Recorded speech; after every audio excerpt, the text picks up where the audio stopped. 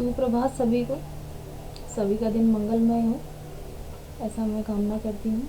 आज हम gender, school and society subject के बारे में पढ़ने जा रहे हैं, जिसका हम अध्ययन करेंगे। जेंडर, स्कूल और सोसाइटी बीएड थर्ड सेमेस्टर में लागू एक सिलेबस है, जिसमें हम लैंगिक सशक्तिकरण टॉपिक के बारे में अध्ययन करने जा रहे हैं। लैंगिक सशक्तिकरण क्या है, इसका क्या मतलब है, समाज में इसकी क्या महत्ता है, इसको हम आज पहचानेंगे। इसी पे हम आज बात करने जा रहे हैं। तो लैंगिक सशक्तिकरण से अभिप्राय प्रत्येक व्यक्ति के लिंग से है। लिंग से मतलब व्यक्ति चाहे महिला हो, पुरुष हो, ट्रांसजेंडर हो, तो उसके सशक्त होने पे बात किया जाएगा यहाँ पे, कि व्यक्ति चाहे किसी भी लिंग विशेष का हो, उसके सशक्त होने की महत्ता को यहाँ पे प्रदर्शित किया जाएगा। यह सशक्तिकरण मानसिक, आध्यात्मिक, राजनीतिक, सामाजिक, आर्थिक आदि रूप से किया जा सकता है।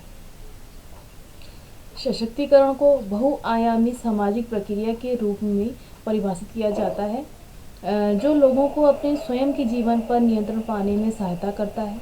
सशक्तिकरण का अंतिम लक्ष्य जेंडर निष्पक्षता को बढ़ावा देकर जेंडर समानता को प्राप्त करना है। महिला सशक्तिकरण क्या है? हम महिला सशक्तिकरण के बारे में बात करेंगे यहाँ पे। परंपरागत रूप से यदि देखा जाए तो लैंगिक सशक्तिकरण को महिला सशक्तिकरण के रूप में मान लिया जाता है। यह अवधारणा एक भूमिका के रूप में जैविक सेक्स या लिंग के बीच अंतर पर जोर देती है, साथ ही एक विशेष राजनीतिक या सामाजिक संदर्भ में हाशिए पर रहने वाले अन्य लिंगों का भी उल्लेख करती है। महिला सशक्तिकरण भौतिक, आध्यात्मिक, शारीरिक, मानसिक सभी स्तर पर महिलाओं में आत्मविश्वास पैदा कर उन्हें सक्षम बनाने की प्रक्रिया है। एक पूर्ण सशक्त महिला वह है जो अपने जीवन से संबंधित निर्णय लेने में पूरी तरह स्वतंत्र हो। सामाजिक संदर्भों में जिस पर विवाह, संतानोत्पत्ति, व्यवसाय आदि से संबंधित विषयों पर घरेलू अथवा सामाजिक स्तर पर किसी प्रकार का दबाव न हो। सशक्तिकरण के अंतर्गत महिलाएं अपने आर्थिक स्वावलंबन, राजनीतिक भागीदारी व सामाजिक विकास के लिए आवश्यक विभिन्न कारकों पर पहुंच पर नियंत्रण प्राप्त करती हैं। वे अपने शक्तियों, संभावनाओं, क्षमताओं व योग्यताओं तथा अधिकारों व जिम्मेदारियों के प्रति जागरूक होती हैं। अब जैसे कि हमने यहाँ पे महिला सशक्तिकरण के बारे में इतनी बातें पढ़ी, लेकिन सामान्य शब्दों में हम देखें या समझें तो हम ये कह सकते हैं, महिला अपने फैसले लेने में स्वतंत्र हो। वह क्या करना चाहती है, वह किस लक्ष्य की ओर जाना चाहती है, वह अपने जीवन में क्या प्राप्त करना चाहती है, उन सभी का फैसला वह स्वयं ले और अपने जीवन को आगे मार्ग में अग्रसरित करे, अपने अंदर आत्मविश्वास पैदा करे। वही महिला का सशक्तिकरण माना जाता है। क्या पूर्व में हमारी जो महिलाएं थीं, रानी लक्ष्मीबाई थी, जीजाबाई थी, तो वो क्या सशक्त नहीं थी? वह एक बहुत ही सशक्त उदाहरण है हम सभी के लिए कि वे पूर्व में इतने समय में और तकनीकी के क्षेत्र में, शिक्षा के क्षेत्र में कम तरक्की होने के बावजूद उन्होंने इतना सब कुछ पाया था और किया था अपने देश के लिए। संयुक्त राष्ट्र संघ क्या कहते हैं महिला सशक्तिकरण के बारे में? हम ये जानते हैं कि संयुक्त राष्ट्र संघ के अनुसार महिला सशक्तिकरण के 5 अवयव मुख्य हैं। महिलाओं में आत्मसम्मान की भावना, महिलाओं को स्वयं की पसंद निर्धारित करने के अधिकार, समान अवसरों और सभी प्रकार के संसाधनों तक पहुँच का अधिकार, स्वयं के जीवन को घरेलू व सामाजिक रूप से नियंत्रित करने का अधिकार तथा राष्ट्रीय, अंतर्राष्ट्रीय स्तर पर न्याय संगत सामाजिक आर्थिक व्यवस्था बनाने के लिए समान सहभागिता का अधिकार। तो यहाँ पे भी इसी चीज़ की बात की गई है। संयुक्त राष्ट्र संघ भी महिला सशक्तिकरण के इन 5 उन्हीं बातों पे ध्यान देना चाहता है जिसमें वह सशक्त हों। वह उनके आत्मसम्मान की भावना में उनको ठेस ना पहुँचे, स्वयं वह क्या पसंद करती हैं नापसंद करती हैं, वह स्वयं के विचारों पर अडिग रहें और समान अवसर समान प्रकार के संसाधनों तक पहुँच और स्वयं के जीवन में घरेलू और सामाजिक रूप से नियंत्रित करने की भावना जो है, अधिकार हैं उनके, स्वयं जो घर चलाते हैं उनके क्या अधिकार हैं, उनको आगे बढ़ाना, राष्ट्रीय अंतर्राष्ट्रीय स्तर पर भी न्याय संगत सामाजिक आर्थिक अधिकारों से अवगत होना, ये मुख्य हैं। और महिला सशक्तिकरण की परिभाषाएं क्या हैं, इसमें बहुत से विद्वानों ने, बहुत से लेखकों ने अपनी अपनी बातों को उल्लेख किया है, जिसमें स्वामी विवेकानंद, महात्मा गांधी, डॉक्टर अरुण कुमार सिंह, लीना मंदेले, इन लोगों ने अपने अपने विचार प्रकट किए हैं, जिनके बारे में हम अध्ययन करेंगे। महिला सशक्तिकरण की पक्षधर स्वामी विवेकानंद के दो महत्वपूर्ण विचार थे। स्वामी विवेकानंद ने भी महिला सशक्तिकरण के लिए अपने विचार प्रकट किए थे, जिसमें से पहला था महिलाओं का पालन पोषण तथा शिक्षण बालकों के समान ही होना चाहिए। दूसरा विचार यह था कि एक शिक्षित माँ के गर्भ से ही महापुरुषों का जन्म संभव है, अर्थात हम कह सकते हैं जो इन्होंने पहला सेंटेंस बताया या कहा स्वामी विवेकानंद जी ने कि महिलाओं का पालन पोषण तथा शिक्षण बालकों के समान ही होना चाहिए, अर्थात बालकों से यहाँ पे लेना पुरुष बालकों से है, या कह सकते हैं कि लड़कों से है। लड़की और लड़कों का पालन पोषण उनकी नज़रों में समान होना चाहिए, उन्होंने किसी प्रकार का भेदभाव नहीं करा है। दूसरा उनका विचार है कि एक शिक्षित माँ के गर्भ से ही महापुरुषों का जन्म होता है। माँ शिक्षित होगी तभी संतान भी शिक्षित होगी, वह देश के लिए अग्रसर होगी, वह अपने कर्तव्यों को समझ पाएगी, माँ उन्हें अच्छे पथ पर चलने का निर्देश देगी। महात्मा गांधी जी कहते हैं कि हमारा पहला प्रयास अधिक से अधिक महिलाओं को उनके वर्तमान स्थिति के प्रति जागरूक करना होना चाहिए। महात्मा गांधी का भी यही कहना है कि हमारा जो पहला प्रयास है वह अधिक से अधिक महिलाओं को जो उनकी वर्तमान स्थिति है उनको उनके प्रति, उनके कर्तव्यों के प्रति जागरूक करना होना चाहिए। डॉक्टर अरुण कुमार सिंह के शब्दों में महिला सशक्तिकरण का अर्थ है महिला को शक्ति संपन्न बनाना ताकि वह सहजता से अपने जीवन यापन की व्यवस्था कर सके। और इसी में हम तीसरी परिभाषा ये देखते हैं, लीना मेहंदले के अनुसार सशक्तिकरण एक मानसिक अवस्था है जो कुछ विशेष आंतरिक कुशलता और सामाजिक परिस्थितियों पर निर्भर करती है, जिसमें से इन्होंने प्रमुख विचार अपने प्रकट किए हैं। आत्मनिर्भरता, रोजाना के नीरस उबाऊ व कमर और कामों से मुक्ति। नेक्स्ट है हमारा आर्थिक व आत्मनिर्भरता एवं उत्पादन क्षमता। और नेक्स्ट है हमारा निर्णय का अधिकार, सत्ता, संपत्ति एवं पुरुषों के साथ बराबरी का हक।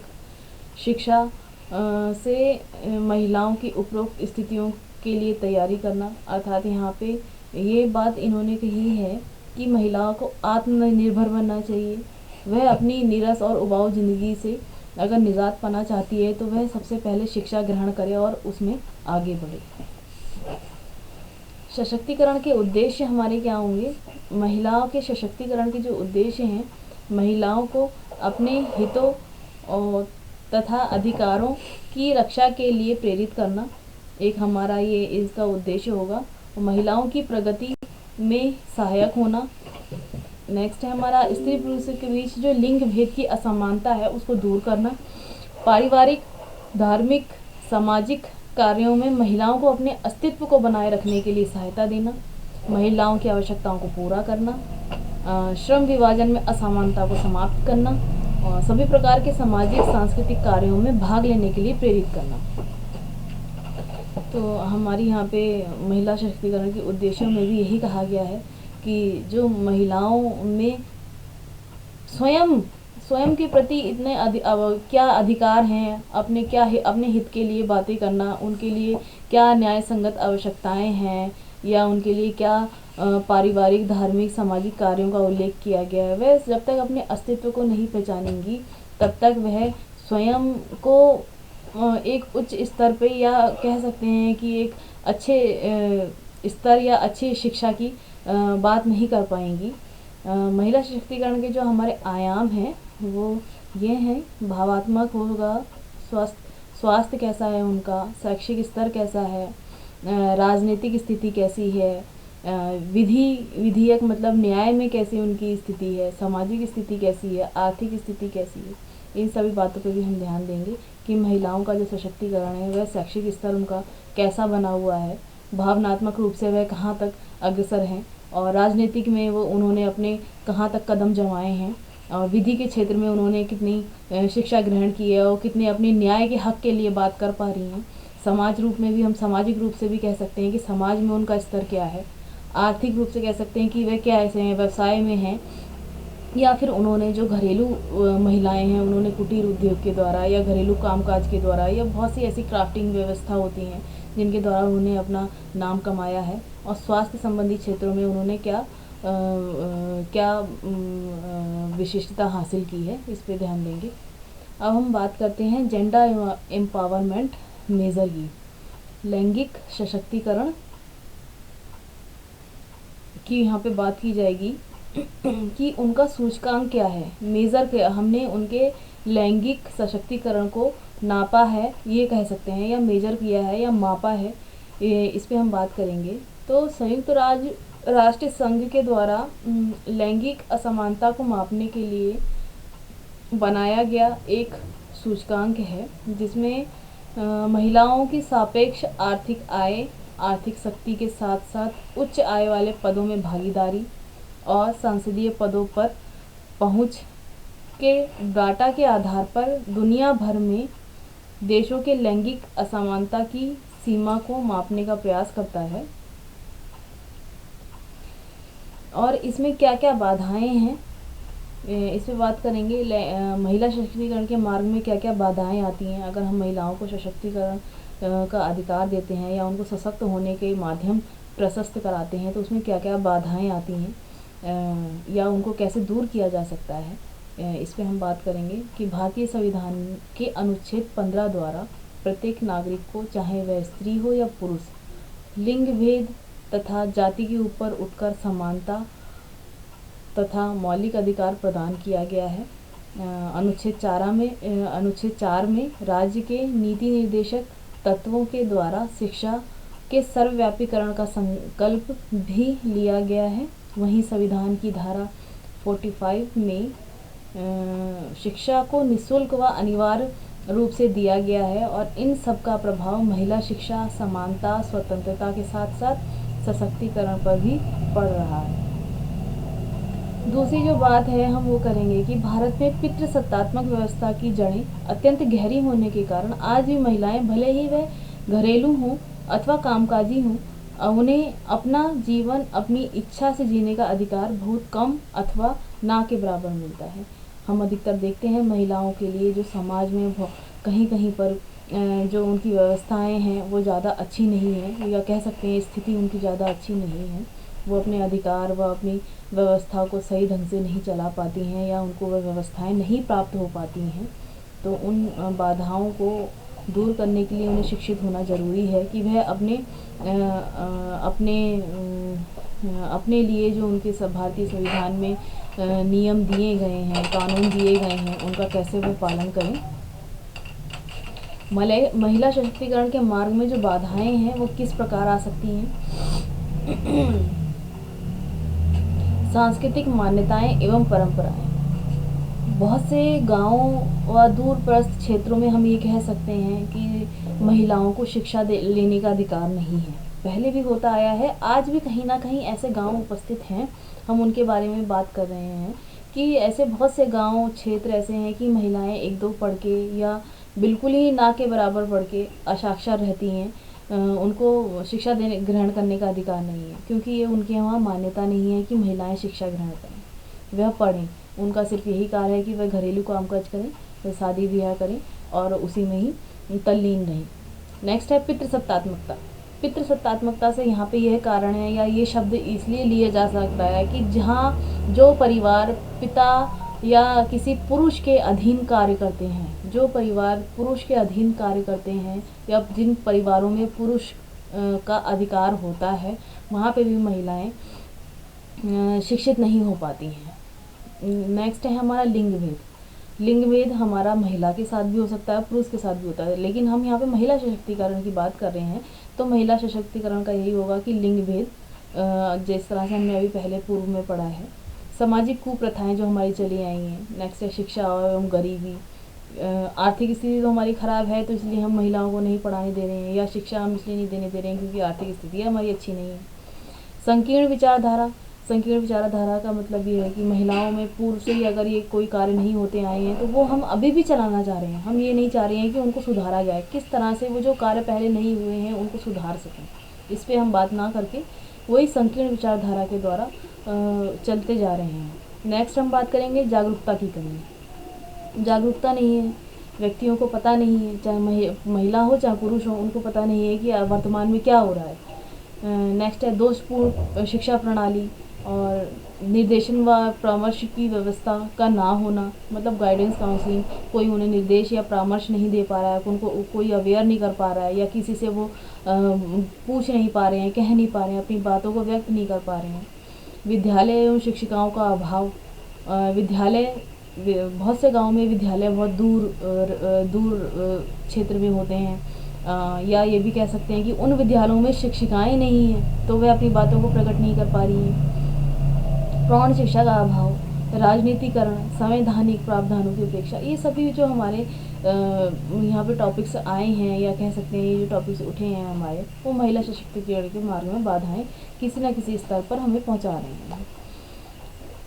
अब हमने इनके बारे में बहुत ही वृहत पढ़ लिया है, तो हम नेक्स्ट इसमें जाएंगे।